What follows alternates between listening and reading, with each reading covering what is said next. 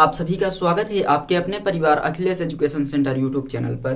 दोस्तों, जो आज का अपना टॉपिक है वो बहुत ही स्पेशल और बहुत ही खास टॉपिक है, क्योंकि देखिए आप यहाँ देख पा रहे होंगे कि विज्ञान में 95 प्लस अंक कैसे प्राप्त करें। हम क्लास 10th की बात कर रहे हैं कि साइंस में 95 प्लस अंक कैसे प्राप्त करें, वो भी जब आपके पास थोड़ा सा भी समय नहीं बचा है, 2-3 दिन का टाइम है। आप इसी के अंतर्गत अपने अंक को बढ़ाकर, यदि अभी आप टोटल 70 में बात करें तो 70 में 65 प्लस, या फिर यदि आप आउट ऑफ 100 की बात करें तो 95 प्लस अंक कैसे प्राप्त करें, ये अपना टॉपिक होगा। तो इस पर हम चर्चा करेंगे और कुछ प्रश्नों के बारे में चर्चा करेंगे, एक रणनीति के तहत कि किस प्रकार से हम लोग तैयारी करें कि शीघ्र अतिशीघ्र आप 70 में से 65 से ऊपर अंक तक उठा सकें विज्ञान में। तो शुरू करेंगे अपने सेशन को, लेकिन उससे पहले आपके लिए एक मोटिवेशनल शायरी, जिसे हम ये कह सकते हैं कि मोटिवेशनल कोट, आपको मोटिवेट करने के लिए। तो हौसला कम ना होगा तेरा इन तूफानों के सामने, हौसला कम ना होगा तेरा इन तूफानों के सामने, मेहनत को इबादत में बदल कर तो देख, और खुद ब खुद हल होंगी जिंदगी की मुश्किलें, खुद ब खुद हल होंगी जिंदगी की मुश्किलें, बस खामोशी को सवालों में बदल कर तो देख। तो इसी के साथ हम लोग स्टार्ट करते हैं अपने सेशन की।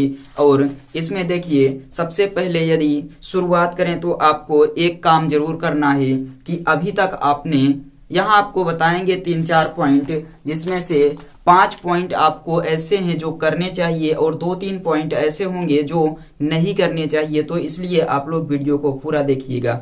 सबसे पहले हम लोग चर्चा करेंगे जो काम हमें नहीं करना है। तो जो काम हमें नहीं करना वो क्या है कि अभी तक यदि हम जितने भी चैप्टर पढ़ चुके हैं या जितने भी सेशन ले चुके हैं, वहीं तक आपको क्या करना है, उसके आगे आपको अब कुछ भी नहीं पढ़ना। मानकर चलिए जैसे आप बात करें आपके साइंस में 3 सेक्शन है, फिजिक्स का, केमिस्ट्री का और बायोलॉजी का। और इसमें यदि हम लोग यदि मान लें कि फिजिक्स में आपके 4 चैप्टर हैं, केमिस्ट्री में आपके 3 चैप्टर हैं, बायोलॉजी में आपके 4 चैप्टर हैं, मानकर चलिए इन 4 में से आपने अभी तक फिजिक्स में जो पढ़ रखा है वो आपका है 3 चैप्टर। फिजिक्स में आपने 3 पढ़ रखा है, केमिस्ट्री में आपने 2 पढ़ रखा है, और यहाँ पर बायोलॉजी में आपने 3 चैप्टर पढ़ रखा है। तो आपको क्या काम करना है, देखिए इन सबको तो आपको बार बार करके रिवाइज करना है। क्या करना है, बार बार रिवीजन करना है। दूसरा पॉइंट, आपको नया कुछ भी नहीं पढ़ना है। क्या करेंगे आप लोग, यहाँ पर नया कुछ भी नहीं पढ़ेंगे। जितना कुछ आपने अभी तक पढ़ रखा है, मान लीजिए यहाँ पर आपका नए में 1 चैप्टर छूटा हुआ है, एक चैप्टर आपके छूटे हैं, तो यहाँ पर आपको अब कुछ नहीं पढ़ना है, क्योंकि यदि आप यहाँ पर भटके तो समझ लीजिए आप इनके नंबर कम करने वाले हैं अपने आप से, और ये आपकी सबसे बड़ी गलती होगी। तो आपको यहाँ पर ये काम बिल्कुल नहीं करना कि आपने जितना अभी तक पढ़ रखा है सिर्फ उसी को बार बार रिवाइज कीजिए, 2 बार, 3 बार, 4 बार, जितनी बार हो सके आप इसको सिर्फ और सिर्फ रिवीजन करिए। रिवीजन के अलावा आप नए पर बिल्कुल नहीं जाएंगे। नए पर जैसे ही गए, नए में आपको 2-4 नंबर मिलने के चक्कर में आपको बहुत मिलेगा, +2 होगा, +4 होगा, क्योंकि आप नया पढ़ेंगे तो नया आपके दिमाग में उतना जल्दी नहीं आएगा जितना कि आप जो रिवाइज कर चुके हैं वो आपके दिमाग में आएगा। तो आप यहाँ से 5-6 नंबर गायब करके 2-3 नंबर हासिल कर लेते हैं, तो आपने क्या किया बताइए।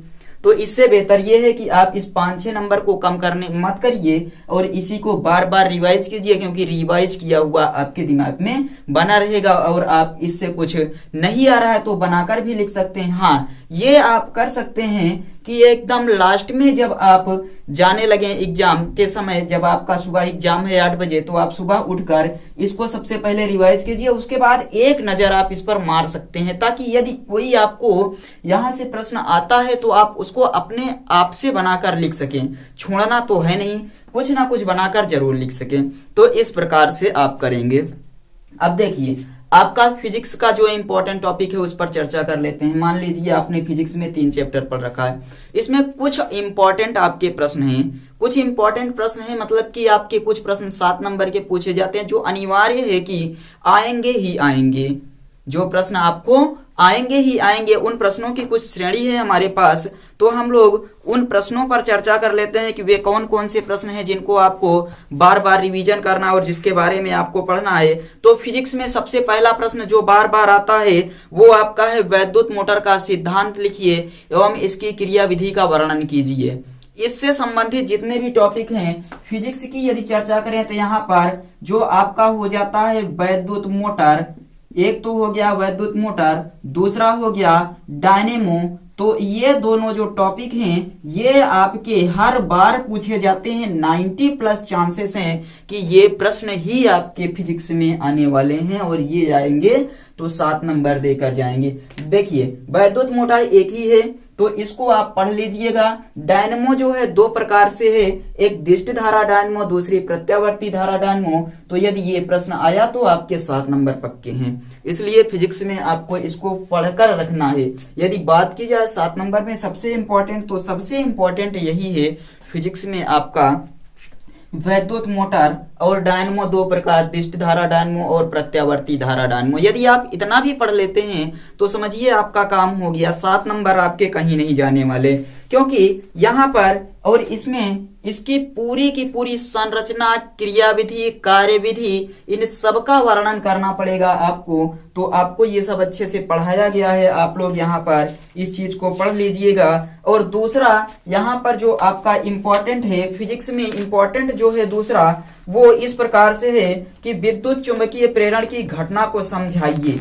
विद्युत चुंबकीय प्रेरण की घटना को समझाइए, मतलब यही प्रश्न आपका है घुमाकर दिया है। कह क्या रहा है, देखिए विद्युत चुंबकीय प्रेरण की घटना को समझाइए, इसके सिद्धांत पर कार्य करने वाले प्रत्यावर्ती धारा डायनेमो के कार्यविधि का सचित्र वर्णन कीजिए। अभी आपको बताया गया, देखिए यहाँ बताया गया प्रत्यावर्ती धारा डायनेमो, प्रत्यावर्ती धारा डायनेमो, और दूसरा बोला गया दिष्टि धारा डायनेमो। तो दिष्ट धारा डायनेमो यानी कि यही है जो वैद्युत चुंबकीय प्रेरण के सिद्धांत पर कार्य करता है, और उसके आधार पर आपको यही फिर से पूछ लिया है।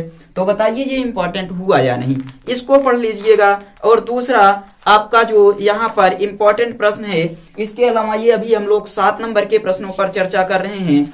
तीसरा आपसे ये पूछा जा सकता है, देखिए आपको बहुत विस्तृत रूप में पढ़ाया गया है कि अवतल दर्पण द्वारा प्रतिबिंब निर्माण की जो 6 शर्तें बताई गई थी, यानी कि निर्माण के लिए सिर्फ 3 किरणों की आवश्यकता होती है, लेकिन उन 3 किरणों में से किन्हीं भी 2 किरणों की सहायता से हम लोग क्या करते हैं, 6 प्रकार के प्रतिबिंब या 6 स्थान पर वस्तु को रखकर बारी बारी से प्रतिबिंब बनाते हैं।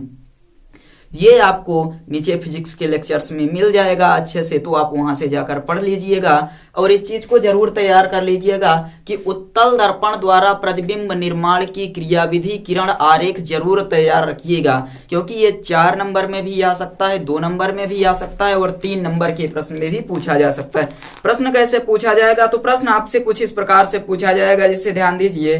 प्रश्न आपसे पूछा जाएगा कि अवतल दर्पण के सम्मुख विभिन्न स्थितियों में वस्तु के दर्पण द्वारा प्रतिबिंब की स्थिति, आकार तथा प्रकृति के किरण आरेख को दर्शाइए। जैसे आप क्या कहते हैं, सबसे पहले वस्तु आपकी अनंत पर होती है, अनंत पर होती है। दूसरी आप जैसे एक दर्पण बनाते हैं तो यहाँ P ध्रुव हो गया या फोकस हो गया, C वक्रता केंद्र। एक बार वस्तु आपकी अनंत पर होगी, फिर अनंत और वक्रता केंद्र के बीच होगी, फिर वक्रता केंद्र पर, फिर C और F के बीच, उसके बाद या पर और फिर F और P के बीच। इन सभी स्थितियों का किरण आरेख के माध्यम से अच्छे से वर्णन आपको करना है, और ये प्रश्न भी आपका 7 नंबर का और आता ही आता है, तो आप लोग तैयार रहिएगा।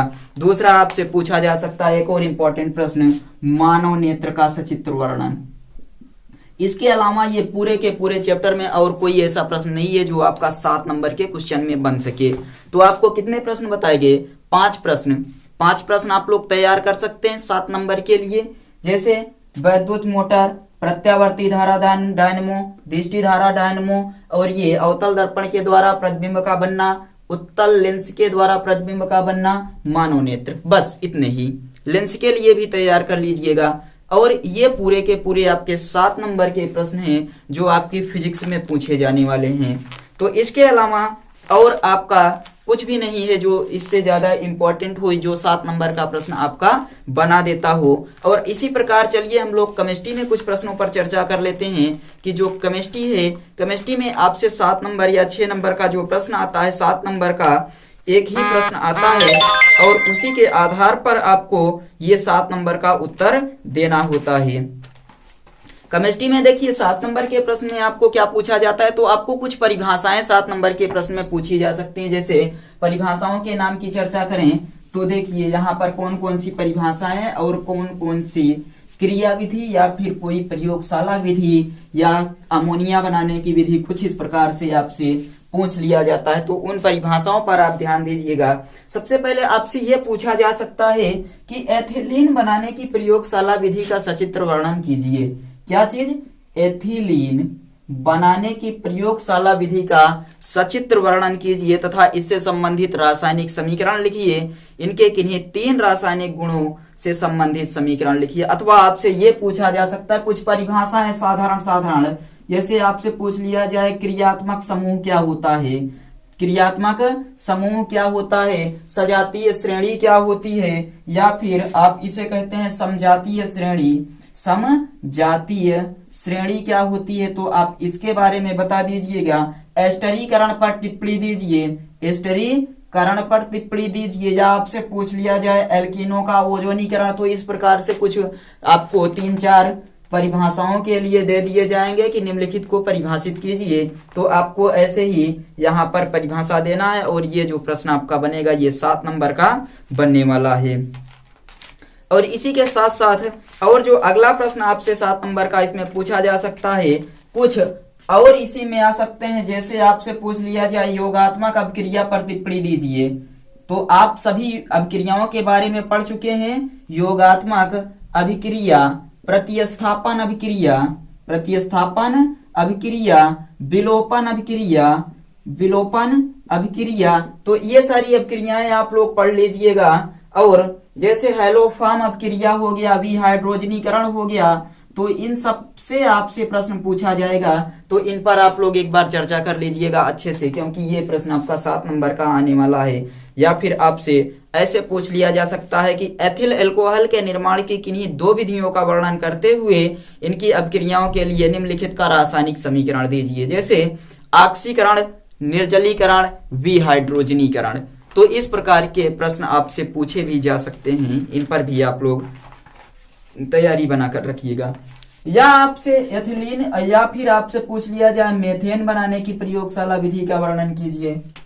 मेथेन बनाने की प्रयोगशाला विधि का सचित्र वर्णन करते हुए कुछ अभिक्रियाएं दे दी जाए। जैसे दहन अभिक्रिया बताइए मेथेन में किस प्रकार होती है। अथवा आप देखिए इन सबको याद किए रहेंगे तो इसकी आवश्यकता नहीं होगी, कोई एक आपको पढ़ना है। या तो परिभाषाएं याद कर लीजिए या कोई प्रयोगशाला विधि 2-3 याद कर लीजिए, उसमें से आपसे पूछ लिया जाएगा। जैसे आपसे कह दिया जाए चक्रीय यौगिक बताइए क्या होता है, तो चक्रीय यौगिक आप परिभाषित करेंगे। या आपसे पूछ लिया जाए कि समूह या मूलक किसे कहते हैं, तो समूह या मूलक किसे कहते हैं, इसको तैयार कर लीजिए। या आपसे पूछ लिया जाए कार्बन की चतुष्फलकीय संरचना बताइए, कार्बन की चतुष्फलकीय संरचना बताइए, तो आप यहाँ पर चतुष्फलकीय संरचना के बारे में बता दीजिए। या फिर आप ये बता सकते हैं कि हाइड्रोकार्बन क्या होता है। तो ऐसे ऐसे आप यदि परिभाषाओं को याद रखेंगे तो इसकी आवश्यकता नहीं पड़ेगी। यदि आप इसको तैयार किए हैं तो इसकी आवश्यकता नहीं है। इस प्रकार कुछ आप परिभाषाएं याद कर लीजिएगा या फिर कुछ प्रयोगशाला विधि याद कर लीजिएगा। ये सब आपके लिए बहुत ज्यादा महत्वपूर्ण और बहुत ज्यादा मायने रखते हैं आपकी परीक्षा में। और यहाँ से यदि प्रश्न पूछ लिए जाते हैं तो आप लोग क्या करेंगे ताकि कर सकें इन प्रश्नों को। और अब हम लोग चलिए कुछ बायोलॉजी के प्रश्नों पर चर्चा कर लेते हैं जो आपके परीक्षा में पूछे ही जाते हैं। तो ये सब आप तैयार कर लीजिएगा। जो आपको बताया जा रहा है वो समझ लीजिए कि एकदम 100% इंपॉर्टेंट है। इसमें से कुछ ना कुछ जरूर आने। और आपको बताया गया कि 70 में से 65 कैसे प्राप्त करें, तो आप ऐसे ही 70 में से 65 प्राप्त कर सकते हैं, क्योंकि 7-7 14 नंबर हो गया आपका भी। कुछ आप लोग पहले से भी पढ़े होंगे, 35 नंबर वगैरह, 35-30 नंबर वगैरह आप लोग पहले से भी पढ़े होंगे। तो अभी इंपॉर्टेंट पर चर्चा की जा रही है, इंपॉर्टेंट आप लोग तैयार कीजिए। देखिए बायोलॉजी का प्रश्न जो आपसे पूछा जा सकता है, बायोलॉजी में आपको कुछ सोशल साइंस के टॉपिक थे जो आपको हम पढ़ाए थे, उन टॉपिकों पर देखिए आपका जो प्रश्न बनने वाला है किस प्रकार बनेगा। जैसे प्राकृतिक संसाधनों के प्रकार बताइए, प्राकृतिक संसाधनों के प्रकार, अनवीकरणीय, नवीकरणीय, जैव, अजैव, ये सब संसाधन आपको बताया गया था। समाप्य संसाधन, असमाप्य संसाधन, इन सब के बारे में आपको वर्णन करना है। तो इसी प्रकार प्रश्न पूछ सकता है कि प्राकृतिक संसाधनों के प्रकारों का उल्लेख करते हुए इनके संरक्षण के उपाय का वर्णन कीजिए कि यदि आपका अनवीकरणीय संसाधन है तो उसको संरक्षित कैसे किया जा सकता है, या असमाप्य संसाधन है तो इसको संरक्षित कैसे किया जा सकता है, या समाप्य संसाधन है तो इसको संरक्षित कैसे किया जा सकता है। इन सब पर आपको टिप्पणी देना है। या आपसे अगला प्रश्न पूछ सकता है कि पुष्पीय पादपों में होने वाली जनन प्रक्रिया को संक्षेप में वर्णित कीजिए। तो पुष्पीय पादपों में होने वाली जनन प्रक्रिया का संक्षेप में वर्णन कीजिए। इन प्रकार के प्रश्नों में आपसे कुछ और 1-2 नंबर के जो प्रश्न छोटे छोटे पूछे जाएंगे, अभी हम लोग उसको भी चर्चा कर लेंगे। पहले हम 7 नंबर के प्रश्नों पर चर्चा कर लेते हैं। एक इंपॉर्टेंट प्रश्न है मेंडल के नियम। तो मेंडल के नियम आप लोग पढ़ लीजिएगा। मेंडल के नियम जो 3-4 नियम थे, प्रभाविता का नियम वगैरह, इन सबको पढ़ लीजिएगा। और इन सब चीजों में आपका जो प्रश्न है वो आ सकता है। तो और एक ये होगा कि प्रकृति में कायिक जनन किस प्रकार होता है, कायिक प्रवर्धन को उदाहरण सहित समझाइए। तो आप यहाँ पर भी इन प्रश्नों को तैयार रखिएगा।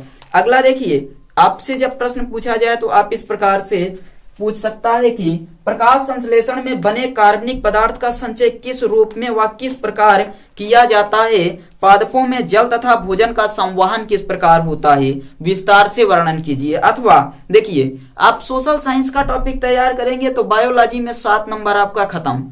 मतलब या आप सोशल साइंस से तैयार करिए या फिर बायोलॉजी से तैयार करिए, क्योंकि देखिए अभी तक आप देख रहे हैं एक बायोलॉजी का एक सोशल साइंस का प्रश्न अथवा में करके 7 नंबर में आ रहा है। अब देखिए यहाँ पर आपका सोशल साइंस का प्रश्न क्या पूछेगा, तो इस प्रकार पूछेगा कि जीवाश्मी ईंधन को जलाने के पर्यावरणीय प्रभाव क्या है। बताइए जीवाश्मी ईंधन क्या होता है। जो जीव जंतुओं के अवशेष से बने ईंधन को जीवाश्मी ईंधन कहते हैं, जैसे कोयला, पेट्रोलियम।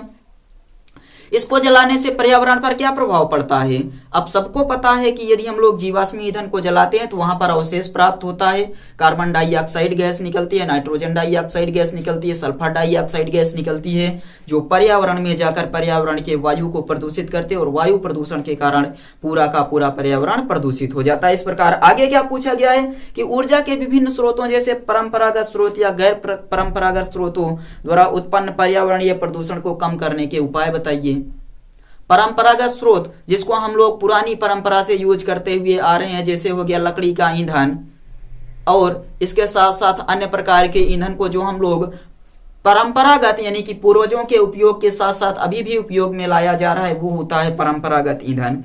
और गैर परंपरागत ईंधन यानी कि जो नवीकरणीय संसाधन अभी हाल ही में खोजे गए संसाधन हैं, उन सबको बोलते हैं गैर परंपरागत संसाधन के स्रोत। तो इनसे जो पर्यावरण प्रदूषण होता है उसे कम करने के उपाय बताना है। और उपार्जित लक्षण कैसे कहते हैं, इसके सिद्धांत को किसने प्रस्तुत किया था, इस पर चर्चा कर दीजिए। तो देखिए एक सोशल साइंस का प्रश्न आपसे बन रहा है और एक बायोलॉजी का। इसी प्रकार देखिए अगला प्रश्न जो आपसे है 7 नंबर का प्रश्न जो आपसे किया गया है वो इस प्रकार किया गया है। देखिए प्रकाश संश्लेषण क्या है, तो आप बता सकते हैं कि पौधों के द्वारा सूर्य के प्रकाश की उपस्थिति में पौधे भोजन बनाते हैं। इस क्रिया को प्रकाश संश्लेषण की सहायता से पौधे भोजन बनाते हैं। और दूसरा, प्रकाशिक तथा अप्रकाशिक अपक्रिया में अंतर बताइए। तो प्रकाशिक अपक्रिया जो प्रकाश की उपस्थिति में, अप्रकाशिक अपक्रिया